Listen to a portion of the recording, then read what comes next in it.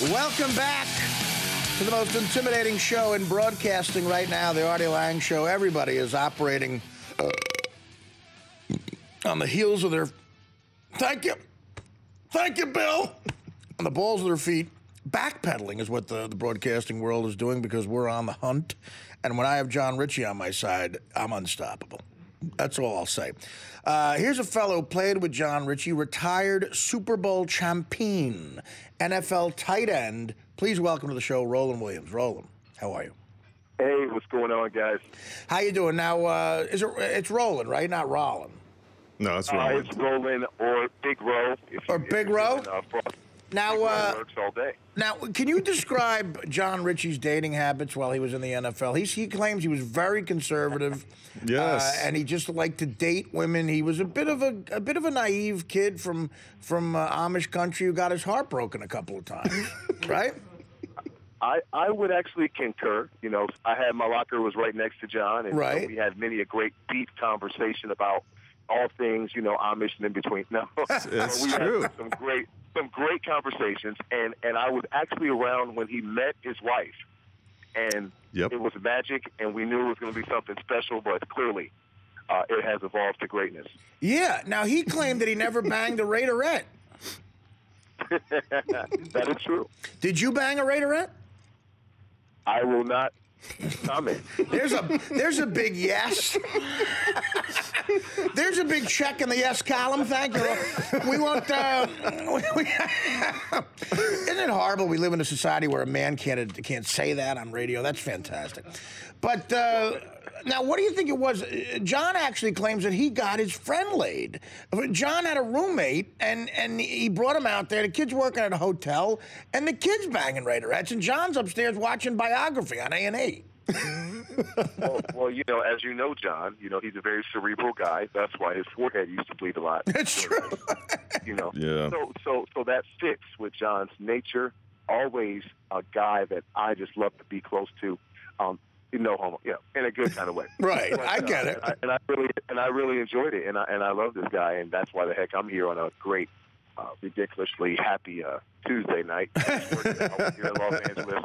I'm getting ridiculously buff, John. I actually could get a return if they could just give me a knee replacement and a shoulder replacement, and fix my brain a little bit, and take the concussions away. I am right there with you. You just got out of breath playing ping pong. I know. No, I'm right there with Roland. If they could give me a new shoulder and a new knee and a new brain, then I'd be good to go. Well, Roland, you bring up a topical comment here. Concussions, the lawsuit. What's your take on all this? I don't even remember. Lawsuit? Yeah. I mean, do you think what Roger Goodell is doing and the safety stuff and the new rules and the no helmet down and you can't do this, you can't do that, is it good or bad for the game? And do these guys have a legitimate lawsuit with the concussions? Well, first off, I couldn't remember the first part of which. No, I think that the truth of the matter is that the National Football League is an extremely violent game, and what has happened is over the years, there's become bigger, faster, stronger, more physical guys, and what was once maybe a game that was just a physical game is now becoming deadly, and I think that we have to make adjustments to the game to adjust for the speed and your brain gets no tougher just because all the guys are bigger, faster, and stronger. Right. Well, I mean, okay, and John, you could talk to this a little bit too. I mean, how you mentioned some comments and thoughts on this, but I wanted to ask Roland, a guy like Junior Seau, like how much of getting hit in the head in the NFL has to do with that insane tragedy of a guy like him taking his own life? I think that whenever we try to speculate on that one, that's a little bit tough. Right. But what I will say is that it certainly didn't help him. Mm-hmm. You know what I'm saying? It's like what we did for a living. John and I, for a long time, is a very violent game, and talk about the time it takes off your life, et cetera, et cetera, et cetera, et cetera. And now the more research that's coming out, this is all good information that would have been good to know before. You start playing. Right. You may go brain dead or, warning, you probably won't know yourself after a while. It's like these are things that I think that as the game evolves, We need to make people alert of the dangers that's associated with football, and do what the league is doing, which is teaching kids how to tackle right and play right and make rules to take a little bit off the extra sauce off of an already physical game. You know, as I've learned more about the lawsuit and the players' position on it, at first I was kind of like, oh, come on, guys. You know, when you're young, you watch a football game, and you got to be an idiot not to realize you might get hurt. So I don't have a lot of sympathy for the fact of getting into the game, but when you guys got hurt and had concussions during your career, I definitely think there was probably information withheld that would have made you think twice about going back into the game. You know, I really do think that.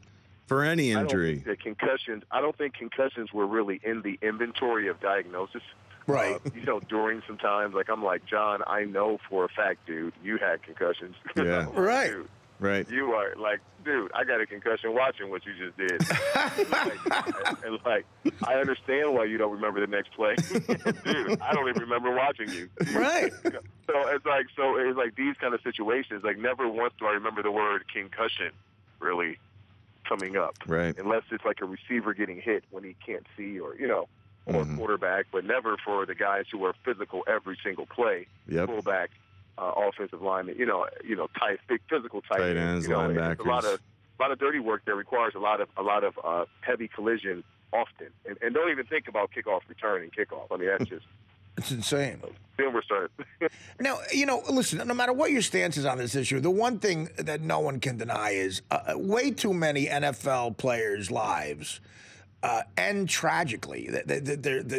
A lot of them seem to die broke and just unable to form a sentence and very depressed. And there's got to be some changes to stay away from that without hurting what a lot of people feel is the integrity of the game, like the hard-hitting stuff that the American public seems to be drawn to. So you admit it's a tough decision here, right? I mean. Well, it's also been tough on Major League Baseball getting rid of performance-enhancing drugs. Right. That's been tough. Having to confront, a tough part of the game, but that's the way it is, and that's for the long-term integrity of the game.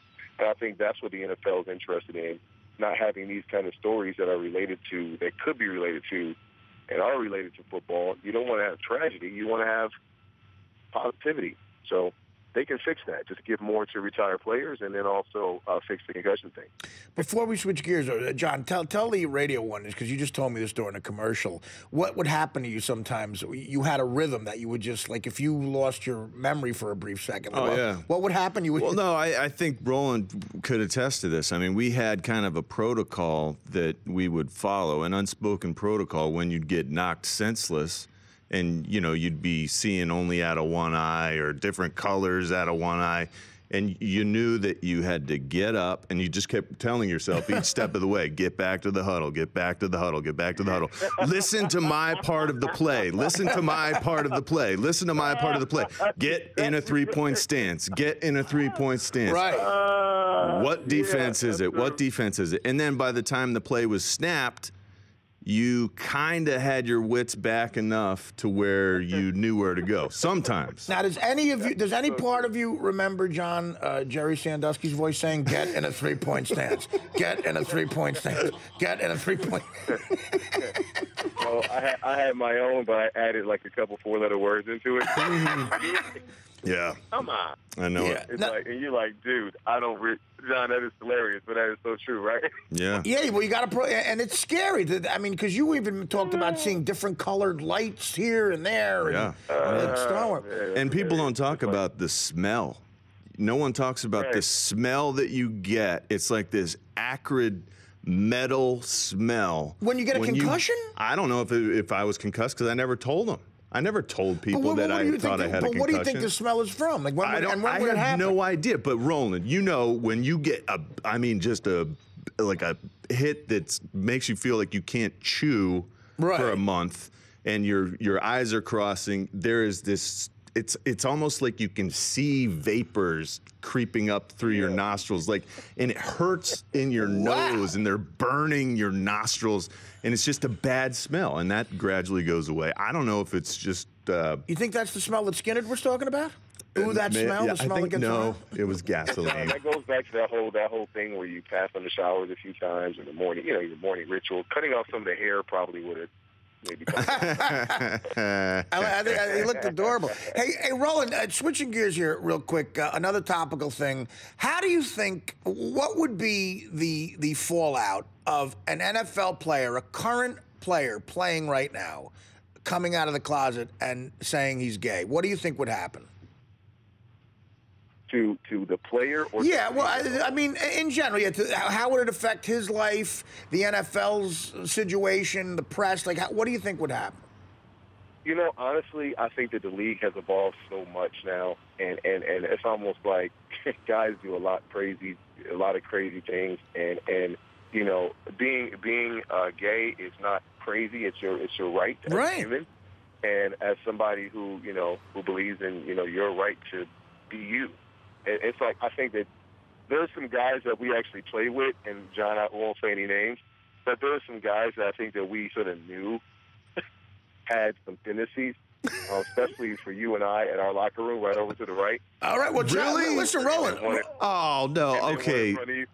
Yeah, but I thought he was just doing that to be funny. No. Really? So no. You are so naive, Rich. I mean, Roland, can I say this? John is the most naive guy I've ever met in my life. No, it wasn't to be funny. No, I cannot believe. Okay, what do you it think? makes sense. Yeah. What he's saying Roland, makes sense. Are you saying there was a teammate of yours who kind of came on to you? No, no. No, I'm not saying that. I'm saying that there's a series of information, that was received outside the football environment. Right. Because you remember I was, dating someone actually was living in the area, so was well versed with the whole environment, and I was getting updated, and Wow. it was none of my business. So I kept on playing football. Yeah, how about that? And I didn't. myself. I kept playing football too. Well, you had no idea. I know. You had no idea, John. I mean, my God, know. what a babe in the woods you are. but so, Roland, but here's the thing, right? You sound like you sound like an enlightened, smart, classy guy. He is. You have to admit, though, that maybe I'm wrong, but there's probably other guys who would not be as tolerant as you. Don't you think? Well, there's guys who aren't tolerant of all things. There's guys who have religious beliefs that guys aren't tolerant of. You know what I mean? There's guys who a little bit more promiscuous than other guys would prefer. There's guys, we have such a diverse group of players in the NFL now. I think it'd just be one more thing, and at least as long as the person wasn't coming on to guys, or that's the funny part. It's like you some of the actions that take place in an NFL locker room with heterosexual males. Some of the contact, some of the bantering, some of the comic. I mean, if you just said all these guys were gay or homosexual, you would think that, well, I can tell by how they act. So it's so funny how, how it can be shifted. If one person admitted it, all of a sudden now every action he does, which is normal protocol in the locker room, now will be blown out of proportion.